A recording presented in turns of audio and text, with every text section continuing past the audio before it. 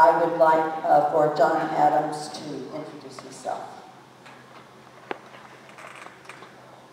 Good evening, and thanks to the League for hosting this, and all the candidates really appreciate it. My name is John Adams. Very proud to live here in Central Texas. My wife and I moved here almost 20 years ago. We've raised a family here, still got one in high school. I worked at IBM for 30 years on projects like developing flight software for the space shuttle and the space station programs.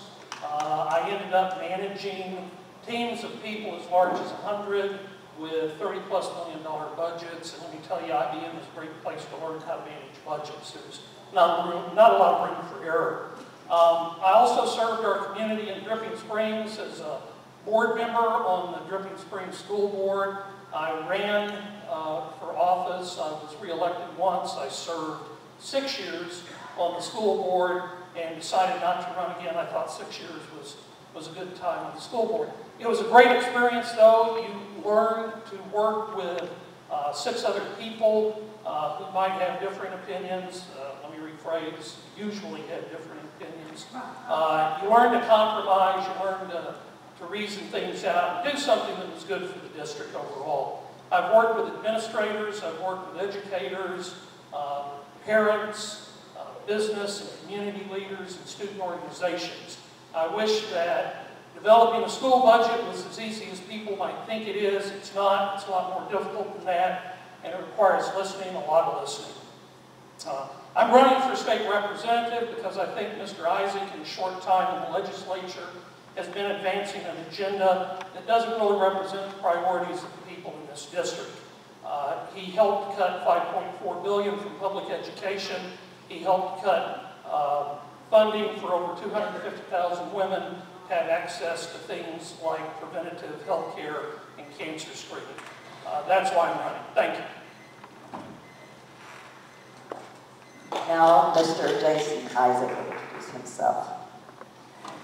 Good evening. My name is Jason Isaac. I'm your state representative for House District 45, which currently serves Blanco, Hayes, and Caldwell counties, but I'm running for re-election for House District 45 to serve Blanco and Hayes counties. My wife and our 2 boys live in Dripping Springs. Our boys are in public school there in Dripping Springs as well, and we are big supporters of the schools there and our teachers as well. But a little bit about me, because I want to introduce myself, because I've only been your state representative for less than 2 years.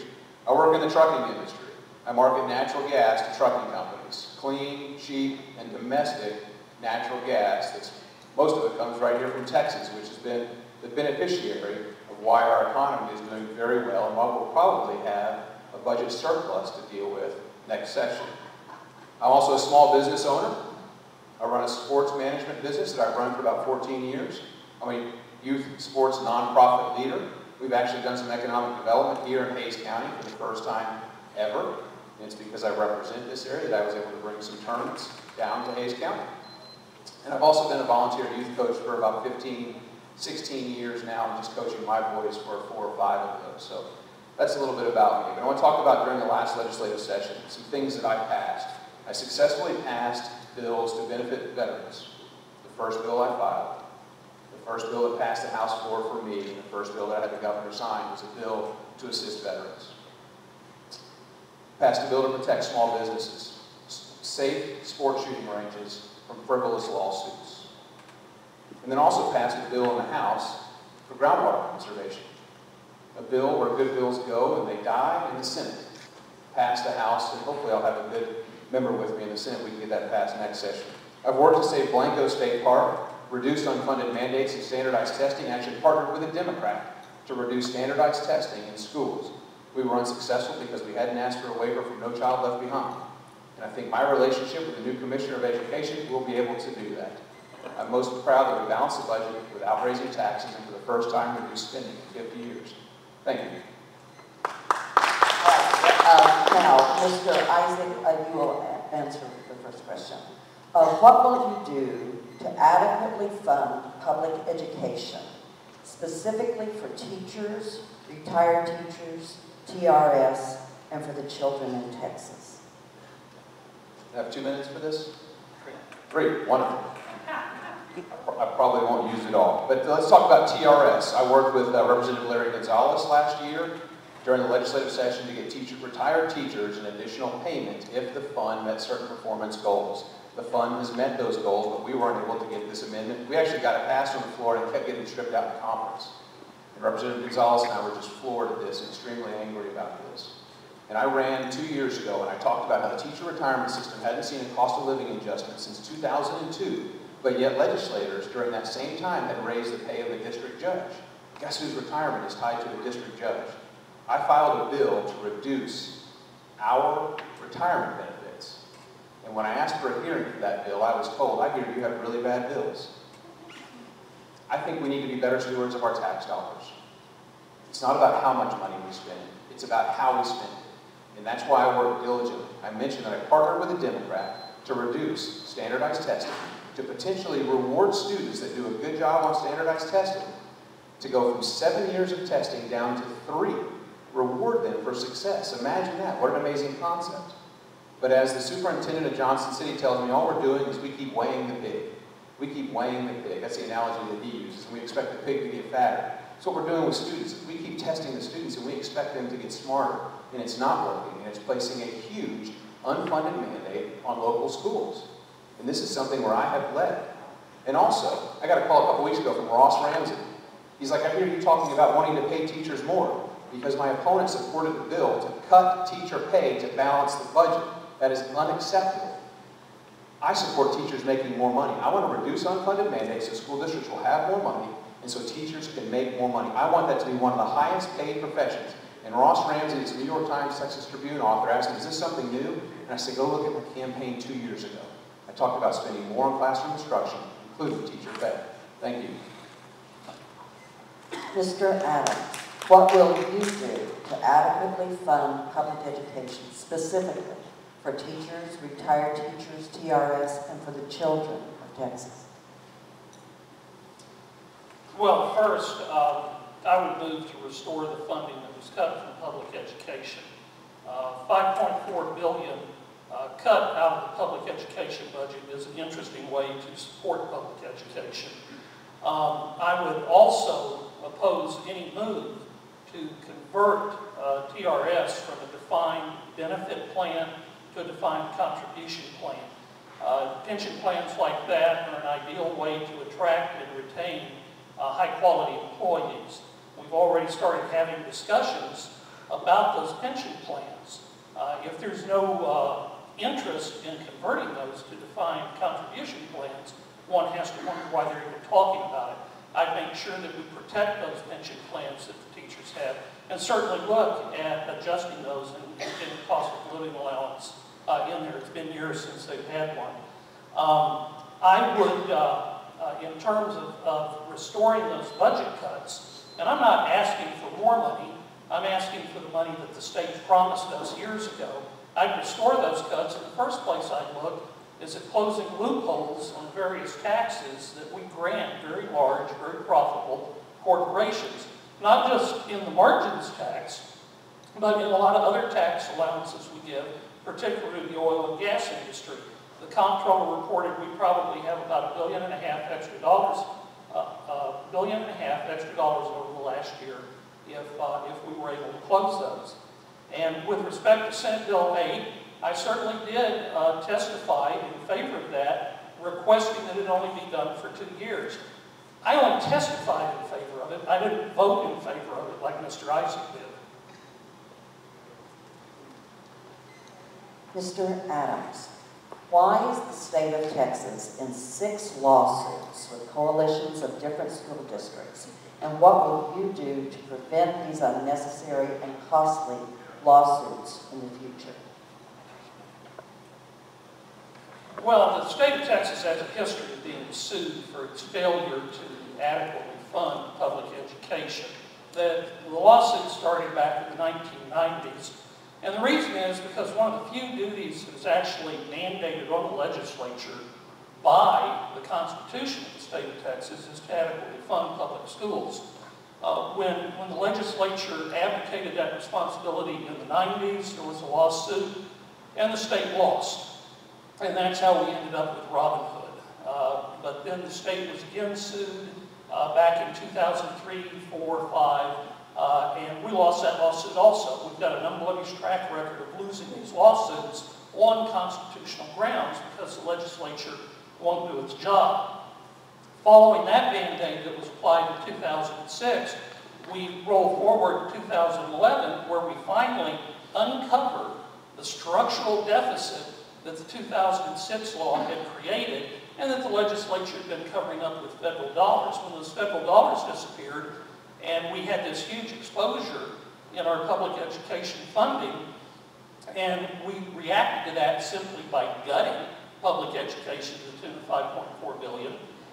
There were a lot of lawsuits filed. There are 6 at last count. They represent over half of the school districts in Texas and almost 2/3 of the total student enrollment. And this isn't just one kind of school district. It's property wealthy districts, it's property poor districts, it's majority districts, it's minority districts. There is widespread dissatisfaction with the state legislature on how it's addressing its constitutional responsibility. The way to fix it is to once and for all get in there and put in place a state education funding system that meets our constitutional responsibility. We've been kicking the can down the road for almost 30 years now. It's time to fix it once and for all.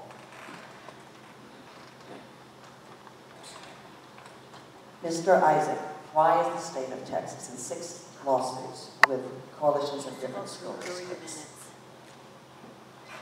I'm glad that my opponent will admit that there were some federal dollars that were removed from the situation last session because Texas actually increased its share of public education funding $1.6 billion. And overall, we increased funding $125.2 million. Yes, the funding was reduced by a student level. If you read an editorial from my opponent, he'll mention $500 is the amount that was reduced in Dripping Springs. Spending $15,910 per student, total expenses, and they reduced $500. I think that's less than 4%. When I was elected, I wanted to go and be a good steward of our tax dollars. It's not the state's money. It's our money. So the first thing I did is sat down in my office and I said, we're going to reduce our budget by 10%. The governor has asked agencies to reduce their budgets by 10%. We're going to reduce our budget by 10%. I started working with other freshman members. There were 35 of us out of 150. I said, we need to reduce our budgets by 10%. I think it was the second or third vote that we took on the House floor. And it was every single member of the House reduced their budgets by 10%, saving taxpayers over $150,000 every single month. My opponent talks about suitable provision. I want to read you what it says here because he leaves out a key word. Make suitable provision for the support and maintenance of an efficient system of public schools. Robin Hood is inefficient. I don't think we should be taking money from Dripping Springs and putting it in other school districts. I don't think we should be taking money from Wimberley and putting it in other school districts. That's why we're in lawsuits. We have almost 400 schools that will be paying into Robin Hood next system out of 1,035. It's not right.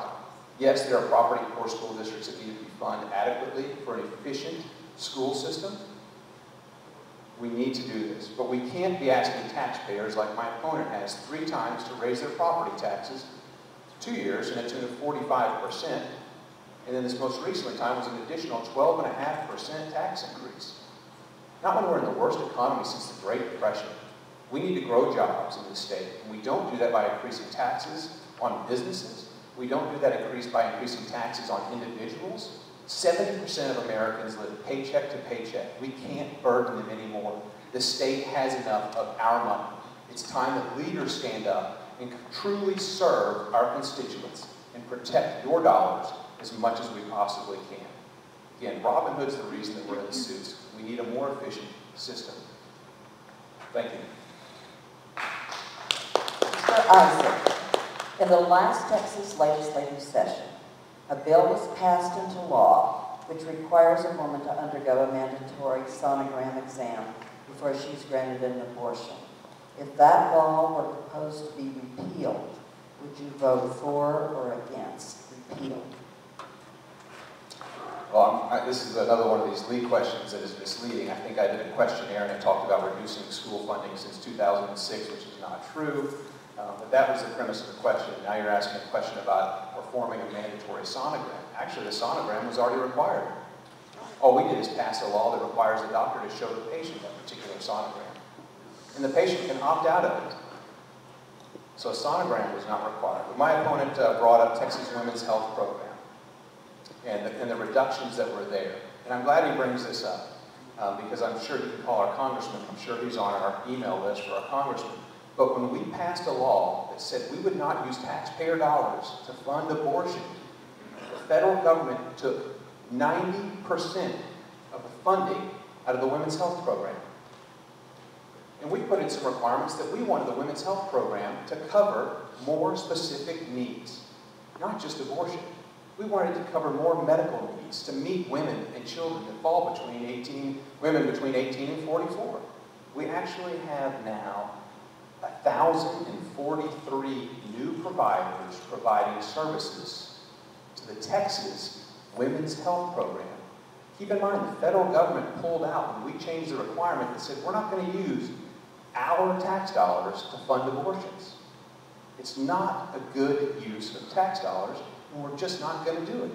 Again, I went there to be a good steward, so if there's any opportunity to repeal this, I will not support it whatsoever. We have got to be better stewards of our tax dollars. Again, it's not about how much money we have, it's how we use it. And that's what's important to me. Thank you. Mr. Adam, in the last Texas legislative session, a bill was passed into law which requires a woman to undergo a mandatory sonogram exam before she is granted an abortion. If that law were proposed to be repealed, would you vote for or against repeal? I'd vote to repeal it. That law is unnecessary, it's invasive, it's an offense to women who are trying to make a medical decision with their doctor, between them and their doctor. I'd vote to repeal it. It's unnecessary. Women can make up their mind talking to their doctor. They don't have to undergo an invasive procedure like that. The fact of the matter remains that this is an example of an extreme legislative agenda that's being pushed not only in Texas, but in a number of other states across the country. It's a political agenda. It detracts from real problems that need real solutions and serious debate. It distracts us and it divides us. And in fact, it does cause real harm because while we may have, under the state plan, a lot of new providers, the fact of the matter is there are over 250,000 women who lost access to the only clinics that they had access to for the type of health care that I'm talking about. Fundamental things like pre-cancer screenings. Just because you have additional providers doesn't mean that those providers are in the right place. And in fact, the study I've seen indicated that they aren't. So yeah, I'd vote to repeal that bill. I'm going to talk about being a good steward of tax dollars, and I have to be careful because I don't want to cross back to previous questions. But in point of fact, we do have a lot of misunderstanding, I think, on the part of our representative, not just on school funding, how much is being paid per student within a district. I wish that our representative understood school finance better because he's using figures that, quite honestly, are not accurate. And I'm afraid the same thing is happening here. It's very plain from the study that there's 250,000 or more women who have lost access to the kind of health care that we're talking about, and that's why I'd certainly vote to repeal that kind of bill and restore that funding. Mr. Adam, heavy property taxes are a school district's main source of revenue. Would you favor discontinuing tax abatements to housing developments and other entities which currently do not pay their fair share of property taxes? It is true that for the majority of school districts in Texas that the local property tax is the primary source of funding. Unfortunately, that's the case today. When our current system was put in place back in 1949, the state carried about 80% of the burden of school finance, carried about 80% of the funding for local school districts. And over the time, that has slowly eroded as the state abdicated its responsibility to the point where the state provides about 30% of the funding the local school districts. That's resulted in very, very high property taxes for all of us. So yes, I have a problem twofold. First, that the property taxes have to be so high for local school districts to make up the difference when they don't get the money they should from the state. And then second, when we do have a lot of loopholes that corporations and developments can take advantage of, I'm absolutely in favor of people like that paying their fair share. Mr. Isaac, heavy property taxes are a school district's main source of revenue. Would you favor discontinuing tax abatements to housing developments and other entities which currently do not pay their fair share of property taxes? Yes, we had an issue actually in Dripping Springs this calendar year, and I actually stood with constituents that I work for in our community and publicly opposed what was being billed as workforce housing or workforce development, where they were considering tax abatements, they were considering these things called pilots, a payment in lieu of taxes, which is just a fancy word for tax evasion. But they were considering all these different options, and one of the options was a complete tax exemption, not just an abatement, but an exemption. Abatements for a certain period of time. An exemption is indefinite, and that's what they were seeking approval on. They did not get approval from the school district, they did not get approval from the county, and I publicly opposed that and stood with over 2,000 of the people that I serve with in the Dripping Springs, or that I serve for in the Dripping Springs community, in opposing this project. So yes, we should not be doing that. We need a free market system. People thought that they were opposed to apartments. Absolutely not. They're building apartments in the development that I live in, and I fully support those because they will be contributing, just like you and I do, to our property taxes. When I ran 2 years ago, I said we need to reduce the burden of property taxes they placed on people. And when my opponent, in one calendar year, proposes raising property taxes 12.5%, proposes cutting teacher pay to balance the budget, proposes building a $1.3 million baseball and softball stadium. It's politicians like this that we don't need serving us because they're clearly serving some other needs. A month after the $1.3 million was rejected by his other trustees, he comes back and proposes a $1 million softball and baseball complex. The focus needs to be on educating our children. We need to make education a priority, not make administrative expenses, not make raising taxes, not increasing our debt a priority. We need to make education and we need to make children a priority. And that will continue to be my focus. We need to spend more money in the classroom on classroom instruction and include teacher pay. And again, I'll say this again, I want the teaching profession to be one of the highest paid professions that there is in a true free market situation. That's why I supported the bill. He testified to cut teacher pay. That bill eliminated the glass ceiling for teachers. I want teachers to break through that glass ceiling and make a significant amount of money. I want them to be the highest paid in the school district and the highest paid profession. That's what I will continue to work for because the teachers that are teaching my boys are doing a phenomenal job. And I don't know how they do it. I've coached youth kids and I can only handle them for a couple hours, and that's just a couple days a week. I don't know how they do it every day, but God bless them. I'm so fortunate to have them. They need to make more money. Thank you so much.